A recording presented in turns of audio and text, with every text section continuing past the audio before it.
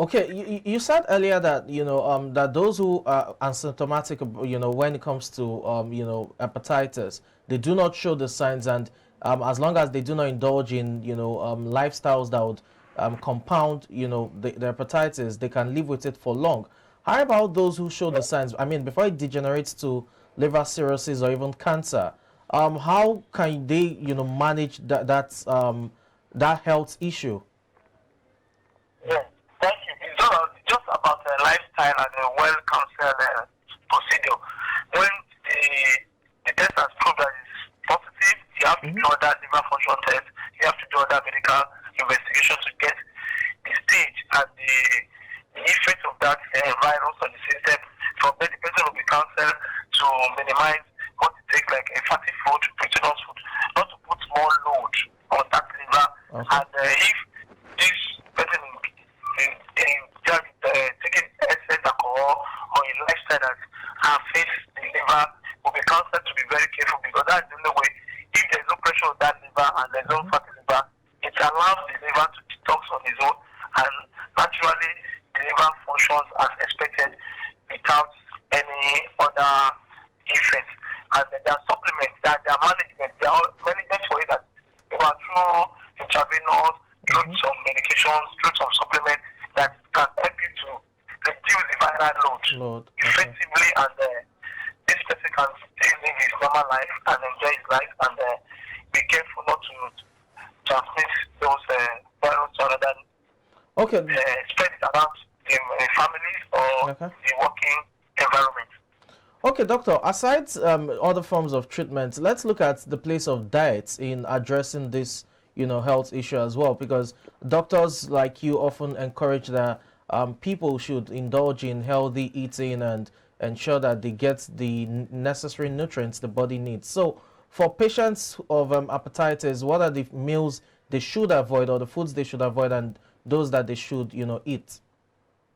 The most important thing is at least you should try to make sure you take a balanced diet on a daily basis, and vegetables, a lot of water, and avoid cow meat, much of fatty food, fried things, fried chicken, fried rice, fried meat, anything that has much of oily, and eating it in the night, every food at night, and try to make sure that it takes more vegetables and fruits a lot on a daily basis to detoxify the system, and you should avoid taking any concentrated drinks or preservative drinks that goes direct to the kidney on empty stomach. So don't take any concentrated drink in the morning and the first food not to have contact with that liver, because the liver is indirectly damaged already. Can use a process. Meaning that it's better you take a water therapy that helps you to detoxify the system first, and introduce any kind of diet you want to take. Just make sure that our diet is like our medicine, and in our life, you just have to follow up that vegetables, a lot of vegetables, a lot of grains around you, ugu, bitter leaf, kind of grains around you. You're taking a lot of food with much of carbohydrates. If that person is not having history of diabetes, it's more advisable to take carbohydrates as drinks. It's very important, and not sugary fruits. Those are the diet for people that have access to liver inflammation. It allows the liver to function well, and it reduces the load on that liver. All right. Now, doctor, a lot of people, a lot of herbal sellers have come to say that some herbal drugs or herbal supplements can cure hepatitis B. Well, we don't know about that. That's why I want to ask you this question. Can you please clarify it for us? Because due to probably someone is so sick and wants cure irrespective of what it is he or she takes, can that work? No. When there is a scientific proof has not been there, and there's nothing like that. If a herbal remedy that has an effect on hepatitis, whether hepatitis A, B, C, D, and have the process of approved and to be known, and what are the level and what are the research have been taken on those herbal concoction, and the duration and how effective it is. Presently, there is no drug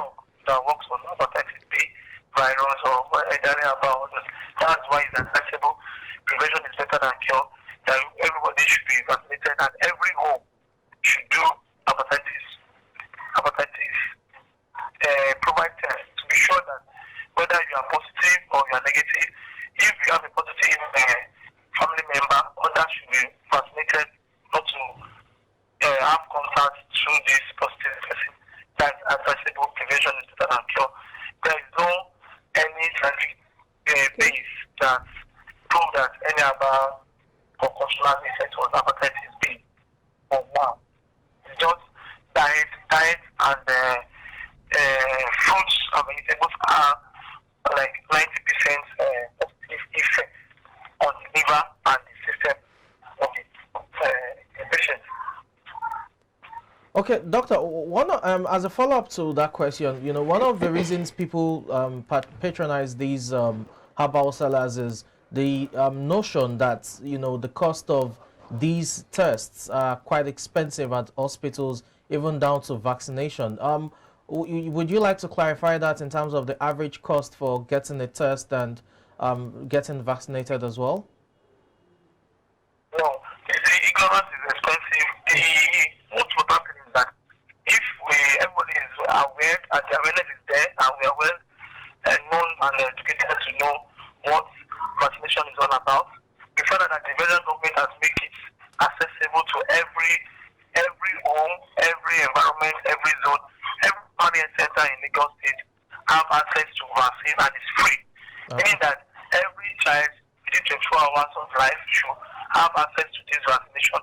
Even if the child has access to this vaccination, at the time the child is growing up or adult stage like state we are now, we can go to nearby clinic to know our status about hepatitis, and if it is negative, you can get your dose at a very cheap rate that it's not even up to 10,000 that you can get the dose. Okay. And you take 3 doses of that. I'm going to herbal home getting a concussion that is not proved, and the concentration also may have effect or damage the liver or damage the kidney, and abuse of all these drugs. Even it's not about herbal, it's also about taking other medications. Other medications taken on empty stomach, on the side effect of medications, and long-time medication effect on liver. It's not about herbal alone or medication alone. You have to be prepared and to know what are the causes of hepatitis, how can we reduce the spread of hepatitis in Nigeria, what are the awareness we can put in both locally, both internationally, and both federal government and local government to create more awareness how to reduce the spread of hepatitis around our environment. Okay, doctor. Let's take this from the angle of the liver now, because it's not just about hepatitis. What are the tips you would give, medical advice for people to ensure that they have a healthy liver in terms of protecting the liver? We know quite well it's all about detoxification in terms of its function, but what are the other ways they can ensure that they make their livers healthy? Yes, the other way is just to live good, always be happy, and take a balanced diet that has traces of minerals, fat, and oil, carbohydrates, and to maintain that, and try to every individual should be able to examine yourself to know what are things that are good for your system. Everybody comes from different home and different background. It depends on what you expose your body with and what the body has been adapted to for years and day by day. That every system have to know what are the things that are good for you.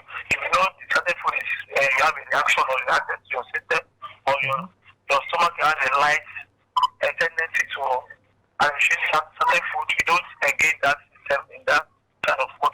And if you are the type that was brought up with herbal concussion from childbirth, maybe by drinking, by fasting, meaning that system has been immunized indirectly to have condition to that herbal concussion. It's not a problem, it's a norm to that culture. But in a system whereby you are not trained to that concussion level, it's possible when you take it anytime, it may have any damage to you.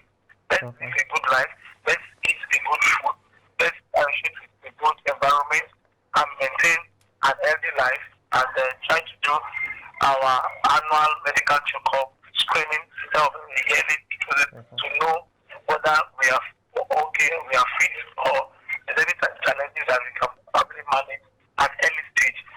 Early diagnosis have at least 100% cure or good management on any All right. Let's quickly, before we go, in a few minutes, talk about hepatitis in children. The immune system of an adult would not be the same as that of a child. So in children, managing all of these things in children, is it for children, because of the immune system not as strong as that of an adult, can it be a death sentence for these people? As difficult as this may sound, but we just have to know. Well, it's not a death sentence. The immune system in children, that's why basically based on the breastfeeding. That's why medically breastfeeding is one of the great more awareness that at least excluding breastfeeding for a mother at least for the next 6 months. By the time the mother can engage the child for good follow-up breastfeeding for the next 6 months, meaning that the baby dependent and on the mother, and the immune system is fully dependent on the breast milk, and the breast milk contains a highly immune and highly vitamins that every food you are expected to have. If breast milk has everything that it can build the system and detoxify the system, so far the mother eats well and has a good condition, we need that the baby has a very good immune system also, because it depends on the mother, and that's the best way to do that.